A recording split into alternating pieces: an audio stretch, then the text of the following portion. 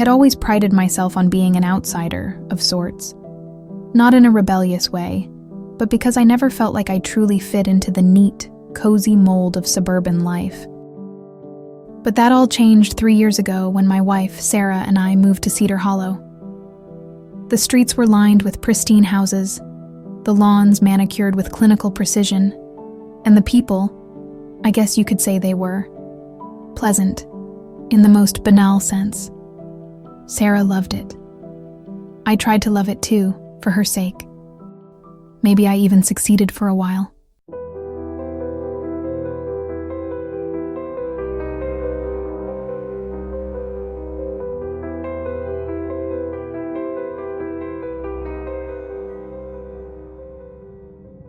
Cedar Hollow had its traditions, and as much as I resisted becoming part of the well-oiled machine of neighborhood gossip and friendly cookouts, Halloween was different. This town took Halloween seriously. Each house was expected to carve a pumpkin in the likeness of its owner and display it proudly on the front porch. In fact, they had been doing it for nearly 150 years. That was Cedar Hollow's claim to fame, and people came from neighboring towns just to see the display. It was all harmless fun, or so I thought. That was before Karen Hastings moved in. Karen was, well, there's no kind way to say it. She was a nightmare wrapped in a perfectly pressed pantsuit. She had an opinion about everything, whether you wanted it or not, and if it didn't align with her view of the world, you were wrong. Loudly wrong. She filed complaints with the HOA weekly, sometimes daily, and when she wasn't harassing the local kids for playing too loudly, she was accusing her neighbors of everything from noise violations to improper lawn care. She turned the once peaceful Cedar Hollow into a battlefield. The worst part was that Karen had influence. She wormed her way into the local community board, attended every meeting, and by the time Halloween rolled around, she was ready to make changes. The pumpkin tradition is outdated, she argued, standing tall in front of the board. It's offensive. Why should anyone be forced to carve their own face into a vegetable like some primitive ritual? That's how she saw it. Primitive. For me, it wasn't about the pumpkins, though. It was about tradition. About the fact that Cedar Hollow had something unique, something that kept it different from all the other copy-paste suburban towns. Karen wanted to destroy that, and I wasn't the only one who resented her for it. The meetings after her speech became tense. Neighbors who had never spoken ill of anyone began to whisper behind closed doors. People started avoiding her, crossing the street when she walked by, pretending not to hear her condescending remarks. And then there was talk of something more drastic, something I had never expected. It started with Liz, who lived 3 houses down from me. She was a mild woman, the kind who baked cookies for every new neighbor and lent out her lawnmower without a second thought.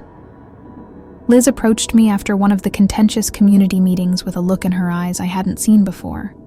Something dark, conspiratorial. "Tom," she said, pulling me aside as we left the meeting. "We need to do something about Karen." At first I thought she was joking. Liz, the suburban sweetheart plotting against someone? But she wasn't smiling. Her hands trembled slightly, and she clutched her purse as if she needed the support. I nodded, trying to hide my own unease. "What do you mean, Liz?" "She's ruining everything," Liz said, lowering her voice. "Halloween is next week, and if we let her get away with this, there won't be a tradition left in Cedar Hollow. But I've been talking with a few others, Tom from the next street over, and Mary, from the cul-de-sac. They agree. We need to stop her." It was an idea I wasn't comfortable with, but Liz made a good point. Karen wasn't just making life unbearable. She was threatening to change everything we'd grown to love about our home. It wasn't long before a small group of us started meeting secretly. We didn't have a plan yet, but the anger and resentment toward Karen began to fester. There were 6 of us in total. Liz, Tom Hensley, Mary Duval, Greg from across the street, and Sarah, who had been the most reluctant to get involved, but eventually saw how miserable Karen was making everyone. As the group grew closer, so did our determination to keep Halloween intact. Ideas were thrown around. Maybe we could convince her to move, or perhaps a campaign to rally the entire town against her would work. But it was Greg who suggested the unthinkable. "What if," Greg said, pausing to light his cigarette, "we give her to the pumpkins?" At first, we laughed. Uncomfortable, awkward laughter. But Greg didn't crack a smile. "No, I'm serious," he continued. "You ever wonder why the pumpkin tradition has been around so long? Why people don't fight it? There's a reason, and maybe it's time we remember." Greg was the town's longest-standing resident, and he had a reputation for knowing the town's history better than anyone. He told us about the old folklore, the kind of stuff that gets buried in history books but lives on in local legend. Apparently, Cedar Hollow wasn't just known for its pumpkin tradition. It was known for something far darker. "Long ago," Greg said, "the town faced a crisis. There was a woman, bitter, cruel, and eager to tear the community apart. People hated her, but they didn't know what to do. So one year during Halloween, the townsfolk carved her likeness into a pumpkin and left it on her porch. The next morning, she was gone, and all that was left was the pumpkin, perfectly intact." We sat in silence, the ridiculousness of Greg's story weighing heavily on us. Liz was the first to speak. "You're saying we carve Karen's face into a pumpkin?" "I'm saying," Greg replied, "maybe it's time we test if the tradition still works." At that moment, the group splintered, half of us nervous, the other half intrigued. But no one outright said no. No one walked away. The idea was there, a tiny seed of something malevolent, growing inside each of us. And as Halloween loomed closer, I couldn't shake the feeling that we were about to unleash something far worse than Karen Hastings. As Halloween crept closer, the tension in Cedar Hollow was palpable. The air had a crisp bite to it, and the days grew shorter, with long afternoons slanting into early evenings. It should have felt cozy, comforting even, but with every passing day, I sensed something gnawing at the edges of my mind. Karen's incessant complaints and attempts to derail our plans were only making things worse.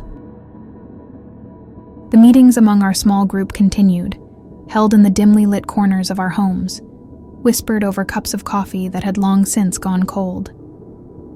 Sarah, always the voice of reason, tried to pull back from the growing madness, but even she couldn't deny that Karen had become a thorn in everyone's side.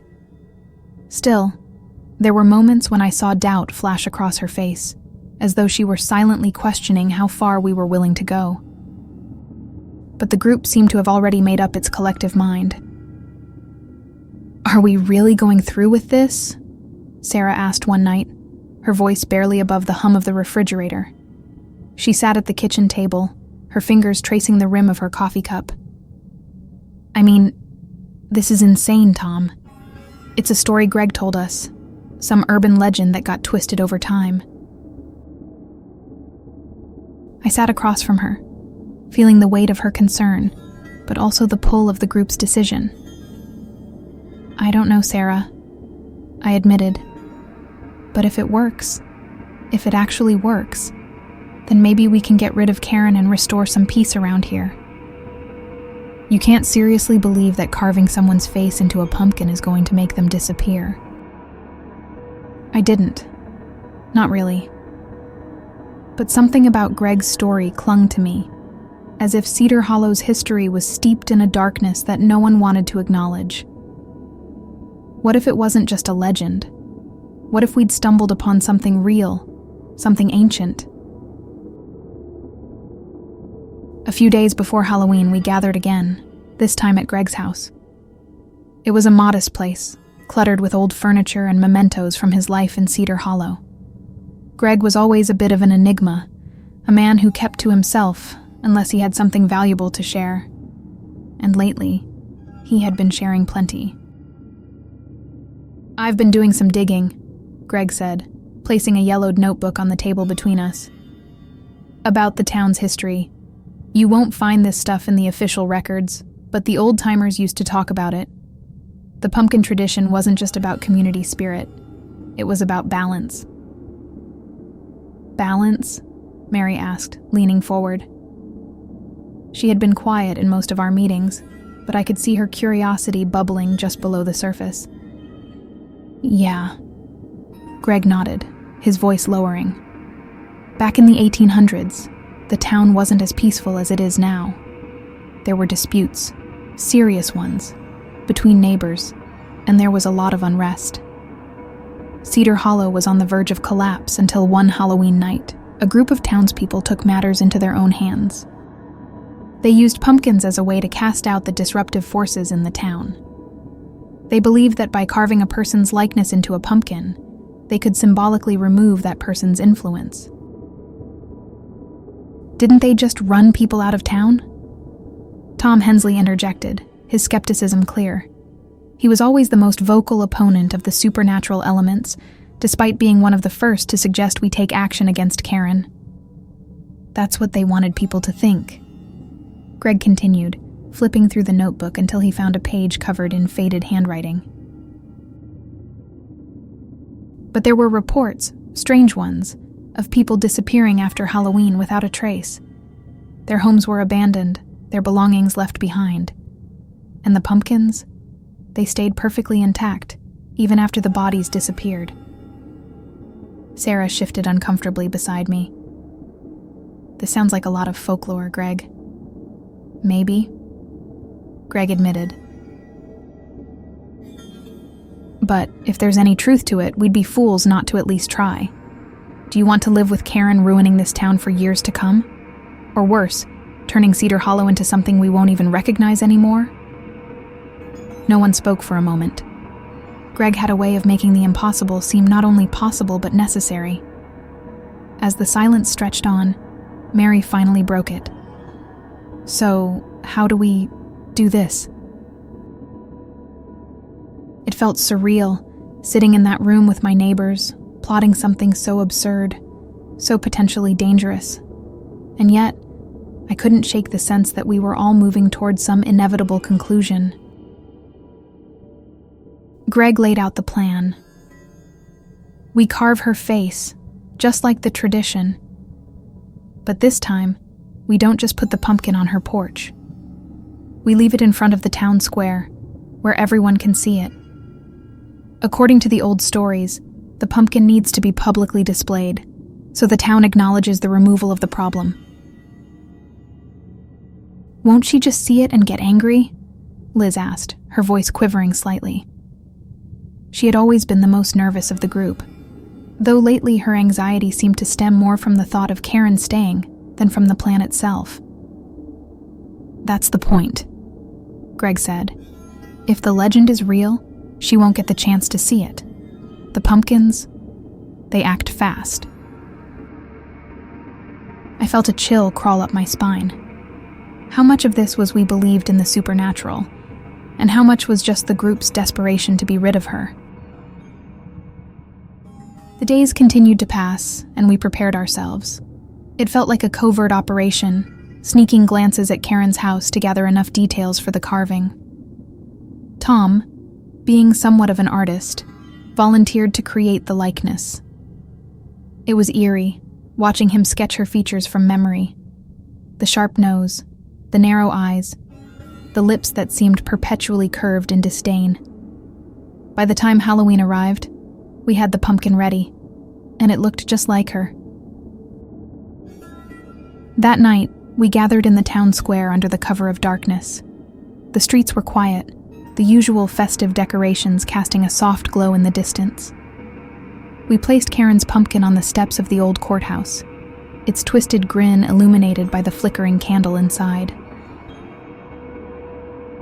For a moment, we all just stood there, staring at the carved face, waiting for something to happen.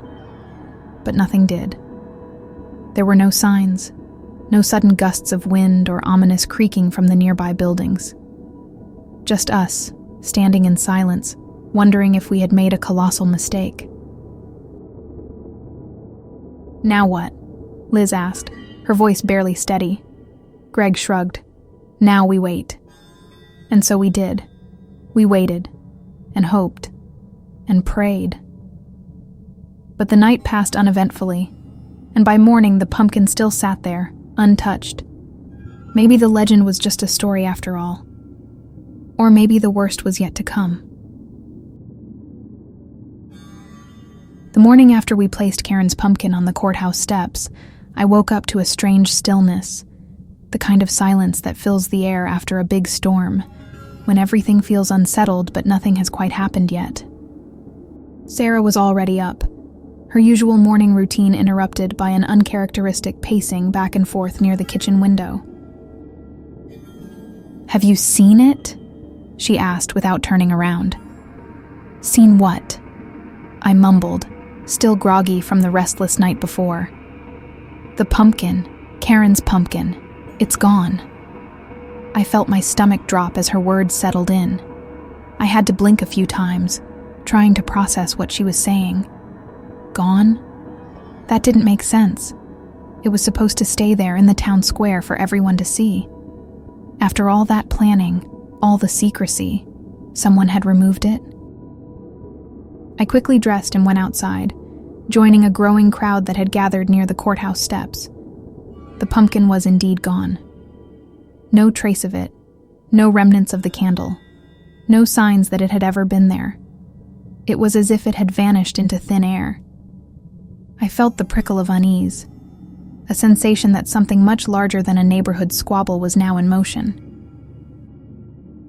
Greg was already there, standing off to the side, arms crossed as he surveyed the scene. He didn't look surprised, though. In fact, there was a grim satisfaction on his face. "It's starting," he said quietly when I approached him. "What do you mean, starting?" I whispered back, glancing at the faces of the other neighbors. Most of them were there, looking as confused and uneasy as I felt. "This is how it begins," Greg said, lighting a cigarette. "The pumpkin disappears. That's the first sign. By nightfall, we'll know if the legend is true." I wasn't sure if I should believe him or not. Up until now, this had all felt like some elaborate prank, something meant to scare Karen, maybe humiliate her in front of the town, but not this. Not something supernatural. My rational mind wanted to dismiss Greg's certainty as pure speculation, but that morning, the absence of the pumpkin felt like more than just coincidence. As the day dragged on, there was no sign of Karen. Her house, which was normally the epicenter of her constant harassment of the neighborhood, was quiet. The blinds were drawn, and there was no sign of movement inside. I thought about knocking on her door, but something held me back, something that felt dangerously close to fear. "Do you think she knows?" Sarah asked later that afternoon as we sat on the porch, watching the neighborhood go about its uneasy business. She had calmed down some, though her fingers still tapped rhythmically against the armrest of her chair. "I don't know," I replied, honestly. "Maybe she found the pumpkin and threw it away before anyone else could see it." But that explanation didn't satisfy either of us. There was something too deliberate, too eerie about its disappearance. The town's old stories echoed in the back of my mind. The tales Greg had recounted to us about the people who vanished overnight, the pumpkins that never rotted. And then, as if the universe had decided to toy with us, the power went out. It wasn't just our house, it was the entire block. One by one, lights blinked off, street lamps fizzled, and the hum of electricity vanished. Cedar Hollow was plunged into an unnatural darkness, just as the sun dipped below the horizon. Sarah and I exchanged glances, both of us feeling the creeping sense of dread. We grabbed flashlights and went to check on the other neighbors. A few had already gathered outside, talking in low voices and looking around as if expecting something to jump out from the shadows. Liz was among them, clutching a blanket around her shoulders. "Power's out all over," Tom said as we approached the group. "I called the electric company. They said it'll be hours before they can send someone out." "Is Karen around?" someone asked from the back of the group. "No one's seen her all day," Mary replied, her voice tight with unease. "I knocked on her door earlier, but no answer." Greg stepped forward, his flashlight casting eerie beams of light across the faces of the small crowd. "This is it," he said. "The legend is playing out. Karen's pumpkin is gone, and now she's missing. If I'm right, we won't see her again." The group murmured, some skeptical, others clearly shaken by the events. But no one openly disagreed with Greg. The idea that something beyond the ordinary was happening had started to settle in, like a slow poison seeping into our thoughts. I felt a knot of tension in my gut. What had we done? Was this really just some harmless prank? Or had we awakened something that had been dormant for decades? The darkness seemed to press in closer, the weight of it suffocating. By the time night fully enveloped Cedar Hollow, the uneasy atmosphere had thickened into something far more sinister. Neighbors retreated into their homes, locking doors, pulling blinds tight. The air was heavy with anticipation. Anticipation of what? No one could say. But we all felt it. I sat with Sarah in the living room, our flashlights casting jittery beams around the room as we tried to make sense of everything. The hours dragged by in silence. Every creak of the house felt amplified. Every gust of wind outside felt like a threat. And then, just before midnight, the first knock came. 3 sharp raps at the front door. Sarah and I froze, staring at each other across the room. My heart pounded in my chest as I stood, inching toward the door, flashlight in hand. Another knock followed, this time louder, more insistent. I opened the door slowly, half expecting to find Karen standing there, smug grin on her face, ready to reprimand us for the pumpkin. But it wasn't Karen. It was Greg, his face pale, eyes wide with fear. He was holding something in his hands, something I couldn't make out in the dim light. "You need to see this," Greg said, his voice trembling. He stepped inside, and that's when I saw it. In his hands was a pumpkin, a small one, about the size of a melon. But it wasn't the size that froze my blood. It was the face carved into it. It was Karen. Her sharp nose, her narrow eyes, her twisted smile.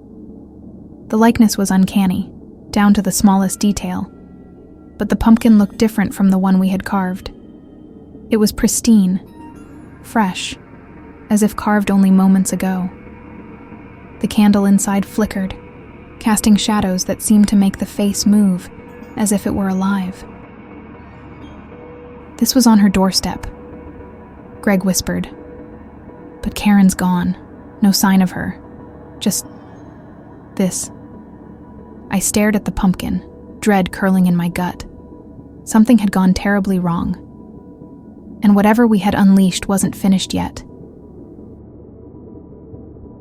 The pumpkin with Karen's likeness sat on my coffee table, glowing faintly as Greg, Sarah, and I stood around it, none of us speaking.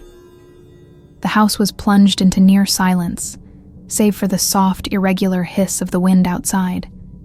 I could feel the weight of the moment pressing down on my chest, each breath growing tighter as my mind scrambled for a rational explanation. There had to be one, right? We were just 3 grown adults standing in front of a carved vegetable. But it didn't feel like that. It felt like something worse. "Greg," Sarah said, her voice low and unsteady. "You said this was on her doorstep. Did anyone see you?" Greg shook his head, his eyes never leaving the flickering candle inside the pumpkin. "No. Her house was dark, the same as the rest of the neighborhood.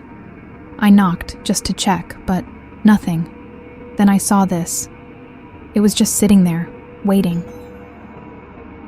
I could tell Sarah was trying to hold on to reason, even as the darkness seemed to seep into our thoughts. She crossed her arms tightly, her gaze flicking between Greg and the pumpkin. "Maybe someone else put it there. One of the neighbors who doesn't like her? We're not the only ones who hate her guts, you know." "I'm telling you, Sarah, no one else was around," Greg insisted, his voice rising slightly in frustration.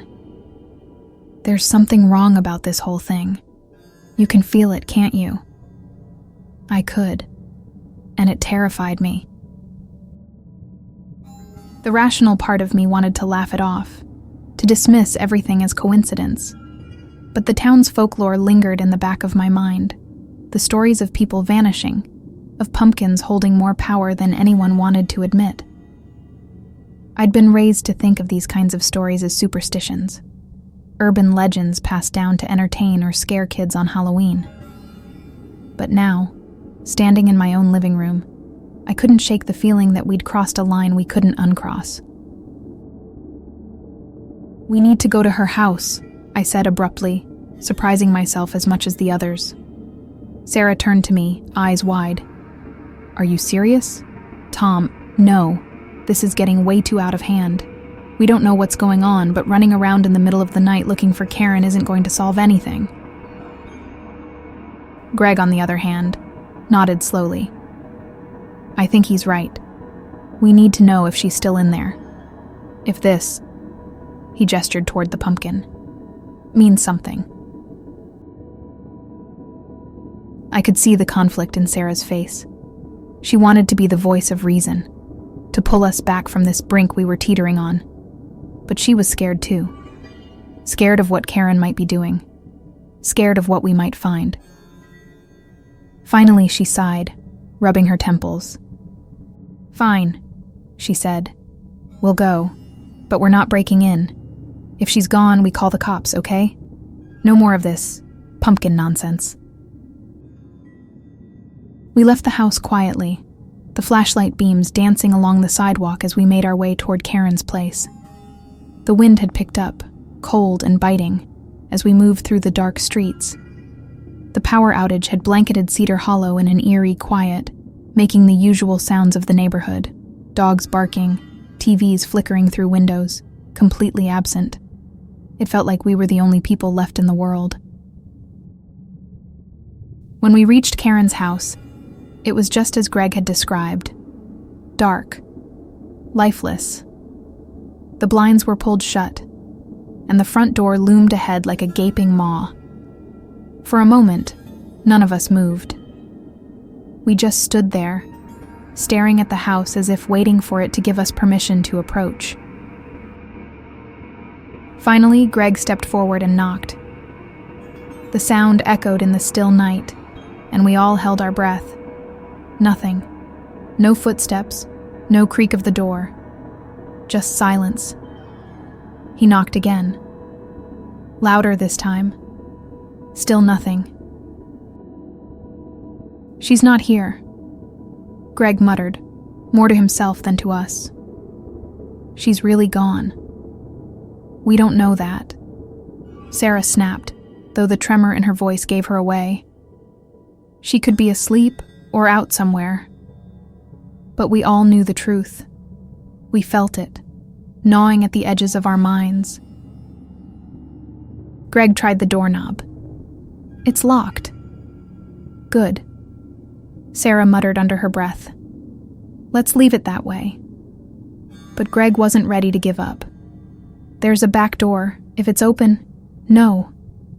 I cut him off, grabbing his arm. "We're not breaking in. If she's gone, but I'm not going into that house without a damn good reason." Greg stared at me for a moment, his face taut with frustration, but he finally relented, stepping back from the door. "Fine, but we still need to figure out what's going on." "We will," I promised, even though I had no idea how.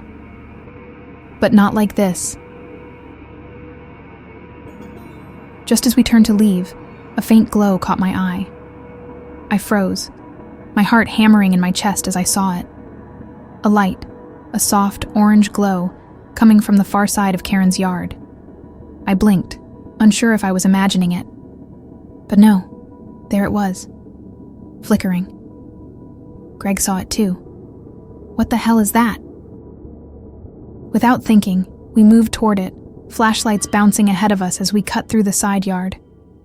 The wind howled in our ears, but it couldn't drown out the growing sense of dread that was building inside me. As we rounded the corner, the source of the light became clear. Another pumpkin. This one was sitting in the middle of Karen's backyard, nestled among the dying grass and fallen leaves. It was smaller than the one we had carved, but the face was unmistakable. It was Karen's again, perfectly etched, perfectly formed. "What the hell is going on?" Sarah whispered, her voice barely audible over the wind. I couldn't answer her. None of us could. All I knew was that we were in way over our heads. Whatever force had taken Karen, if that was even what had happened, it wasn't done with us yet. "We should go," Greg said, stepping backward, his eyes wide with something close to panic. "We should get the hell out of here." But just as he turned, a sound stopped us dead in our tracks. A soft scraping sound, like something being dragged along the ground. It came from behind the pumpkin, from the shadows just beyond the faint glow of the candlelight. Slowly, cautiously, I raised my flashlight and aimed it toward the source of the sound. And there, lying in the grass, was Karen Hastings. Her body was twisted at an unnatural angle, limbs splayed as if she had been dropped from a great height. Her eyes were wide open, staring up at the sky, unblinking. And her face was slack, empty, like a mask with no emotion left to give. But the worst part wasn't the way she looked. The worst part was that the pumpkin, the one with her carved likeness, was still flickering beside her, its wicked smile glowing brightly in the night. And in that moment, I realized with gut-wrenching clarity, the legend wasn't just a story, it was real. The sight of Karen's body twisted in the grass seared itself into my mind, but even as I stared, trying to process what I was seeing, I couldn't escape the pumpkin's glow. Its flickering light seemed to pulse with an eerie rhythm, as if in sync with something unseen and ancient, something that we had awoken. For a long moment, none of us moved. The wind howled through the trees, making the moment all the more unbearable. She's dead," Sarah whispered, barely able to speak. Her hand clutched at my arm as though she was trying to ground herself, as if gripping me tightly would stop her from spiraling into the same terror I felt rising inside of me. Greg stepped forward closer to the body. His flashlight was shaking in his hand. "We need to call the police," he muttered, though the conviction in his voice had vanished. "They need to come. Wait." I stopped him, my voice firmer than I felt. "Look closer." Greg froze, confused. He shifted his light over Karen's body again, but this time, all of us leaned in, trying to make sense of what was gnawing at my brain. It was subtle, but unmistakable. The grass under her body wasn't crushed. Her limbs were twisted unnaturally, but her face, it was too calm. There were no signs of a struggle, no panic in her expression, no hint that she had fought against whatever fate had come for her. "I don't think this was an accident," I said, feeling the weight of the words even as I spoke them. "Something put her here. Something placed her like this." "That's insane," Sarah hissed, her grip tightening. This whole thing is insane. We should have never gone along with this plan. What the hell is happening, Tom? I didn't have answers. I only had the fear that had settled into the pit of my stomach, growing heavier by the second. We had wanted Karen gone, and now she was. But the cost. None of us had considered this. Greg crouched beside her body, his eyes scanning the scene, looking for any trace of reason that might explain away the supernatural. "I don't understand," he muttered. "How is this even possible? We just carved a damn pumpkin. That's all we did. This shouldn't have..." I shook my head. We didn't understand what we were playing with. We thought it was just a joke, but maybe the legend is true. Maybe this town's tradition wasn't about keeping people in line. It was about something much darker. Sarah pulled back from the body, taking a few steps away as if distance could protect her from whatever this was. This isn't just a Halloween prank gone wrong. We've unleashed something ancient. Ancient? Greg stood up, his frustration finally boiling over. "You're talking like this is some horror movie.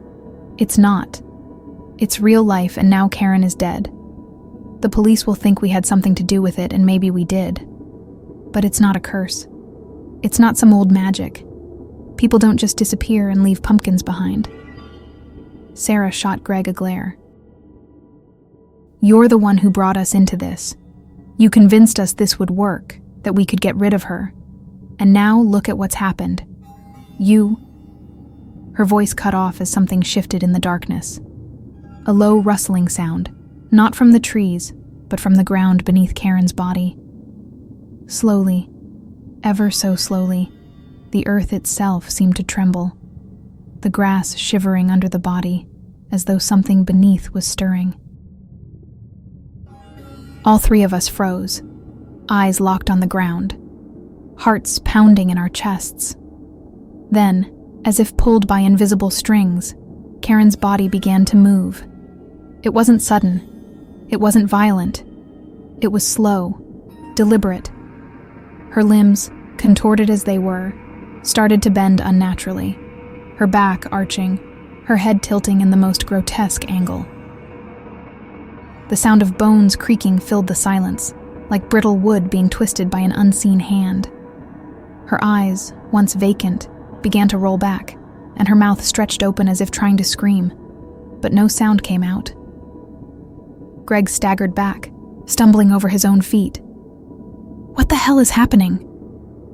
His voice was a sharp whisper, barely audible over the crackling of leaves beneath his boots. None of us had an answer. We watched, paralyzed by a terror so deep, it felt like it was ripping through the air. The body lifted slightly off the ground, the fingers twitching, the legs jerking. And then, as suddenly as it had begun, Karen's body collapsed back to the earth, motionless once more. We stood in silence for what felt like an eternity, trying to comprehend what we had just witnessed. I was trembling, my mind racing for any rational explanation, but I knew there wasn't one. This wasn't natural. This was something else.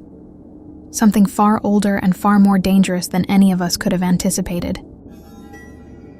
"We need to leave," I finally whispered. "We need to get out of here. Now." Sarah didn't argue. She grabbed my arm, her grip fierce, and Greg, still pale and shaken, followed close behind. We backed away from Karen's body, the pumpkin still flickering eerily by her side, and turned to leave her house, stepping quickly through the yard and out into the street. But as we reached the sidewalk, we heard it, a slow, dragging sound from behind us. I didn't want to look. Every instinct screamed at me not to turn around, not to acknowledge what I already knew was happening. But I couldn't help myself. I turned, and there she was. Karen, standing in her yard, her face slack and empty, her body swaying like a marionette, pulled upright by something unseen. Her eyes, those hollow, lifeless eyes, stared straight at us. She took a step forward, her foot dragging across the grass. Then another. "Oh my God." Sarah breathed, clutching my arm so tightly I could feel her nails digging into my skin. "Tom, she's moving." Greg, still trembling, stared in horror. "This isn't possible. She's dead. We saw her." But Karen, if it was still Karen, was moving toward us, her body stiff and unnatural, her steps slow and deliberate. The pumpkin on the ground flickered brighter for a moment, casting a long shadow over the yard. And then she stopped, standing motionless at the edge of her property. For a moment, none of us moved. The street was silent except for the wind, the trees swaying overhead. But Karen stood there, swaying slightly, her face emotionless, her body still. Then, in the faintest whisper, I heard it. Her voice. "Who's next?" I stumbled back, nearly falling over my own feet as the words echoed through the empty street. Sarah gasped beside me, and Greg stood frozen in place, his eyes wide with terror. Without another word, we ran. We ran as fast as we could, away from the house, away from the horror, away from the thing that had once been Karen Hastings. But no matter how far we ran, I knew the truth. This wasn't over. We had called on something ancient, something that had waited for centuries, and now it was coming for all of us. We ran. I didn't look back to see if Karen was following. I couldn't bring myself to look again, afraid of what I might see, afraid that I wouldn't be able to stop running. Sarah and Greg were at my side, our footsteps pounding against the pavement as the night seemed to close in on us. The houses lining the streets became blurs of shadows, the wind howling through the trees like some mournful dirge. My lungs burned by the time we reached my house, and I fumbled with the keys, my hands shaking too much to unlock the door. Sarah grabbed them from me, her fingers trembling, but somehow she managed to get us inside. We slammed the door shut behind us and collapsed onto the floor, gasping for breath. For a moment, none of us spoke. The weight of what we'd seen, of what we'd done, hung heavy in the air. I pressed my back against the door, trying to steady my breathing, trying to convince myself that we were safe. But deep down, I knew we weren't. We weren't safe at all. Greg broke the silence first, his voice low and ragged. What the hell was that?" I didn't answer. I couldn't. My mind was still reeling, trying to make sense of the impossible. The memory of Karen's lifeless eyes, of her voice whispering, "Who's next?" played over and over in my head. I could still hear it, like some phantom echo that wouldn't leave me alone. "It's the curse," Sarah said softly, her voice barely above a whisper. She was sitting on the floor, hugging her knees to her chest, her eyes wide with fear. "The pumpkin tradition. We did this. No." Greg interrupted, shaking his head violently. "It's not a curse. It can't be. This is all some sick prank. Maybe someone's messing with us. Maybe—" "Greg," I said, cutting him off. "You saw what I saw. This isn't a prank. Karen is dead. And whatever that thing was, it wasn't her anymore." Greg slumped against the wall, running a hand through his hair. "But why? We just wanted her gone. We didn't mean for this to happen." "We didn't know," Sarah said, her voice shaking. "We didn't understand what we were dealing with." Greg let out a harsh laugh, full of bitterness and regret. "We should have listened to the old stories. The pumpkins. They're not just decorations. They're part of something darker, something that's been waiting for the right moment." I wanted to argue with him, to tell him that this was all a nightmare, that we'd wake up and it would be over. But there was no escaping the truth now. The old folklore Greg had told us wasn't just stories passed down to entertain children. It was real, and we had invoked it. "We need to get out of town," I said suddenly, standing up. The thought struck me like a bolt of lightning. If we leave Cedar Hollow, maybe it won't follow us. Maybe it's bound to this place, tied to the pumpkins or the town's history. Sarah looked up at me, her eyes filled with a mixture of hope and desperation.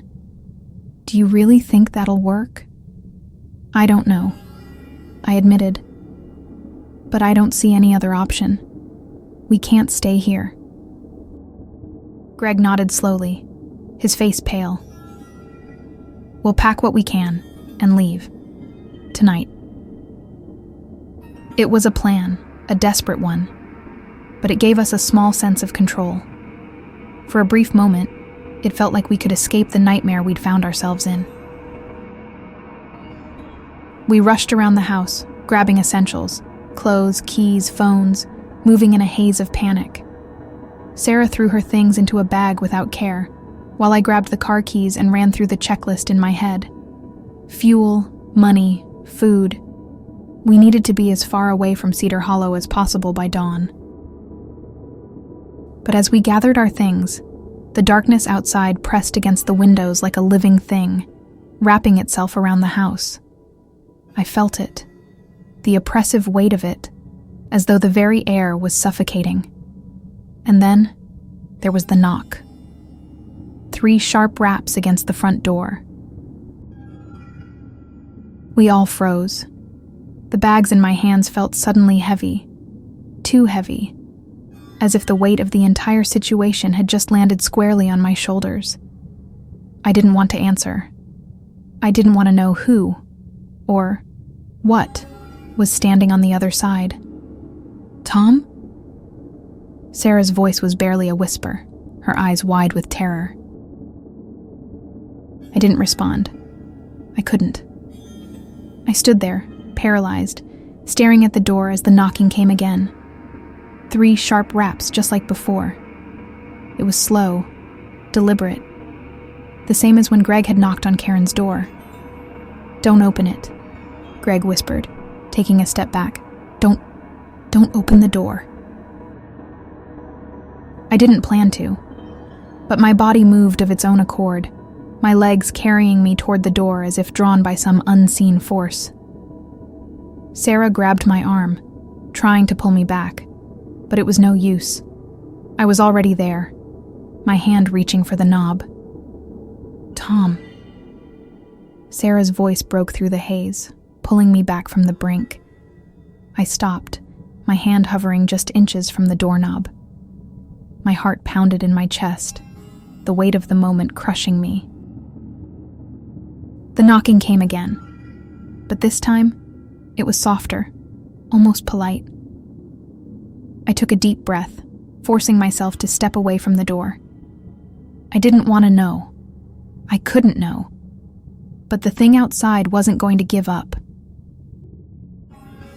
Suddenly, the door creaked, slowly, impossibly, and began to open on its own. The hallway lights flickered, and the room plunged into a brief moment of darkness. When the lights returned, the door was wide open. And standing in the doorway was Karen, or what used to be Karen. Her face was pale, drained of all life, and her eyes were sunken, dark voids. She was wearing the same clothes she'd been wearing when we found her in her yard. But now, her skin seemed to hang loosely from her bones, her hands limp at her sides. She took a step forward, her head tilting unnaturally to one side, her gaze fixed on me. "Who's next?" she whispered, her voice raspy and hollow. The words echoed through the room, sending chills down my spine. I stumbled backward, my breath catching in my throat. Sarah screamed, and Greg froze in place, his eyes wide with disbelief. Karen took another step forward, her movements jerky, like a puppet on strings.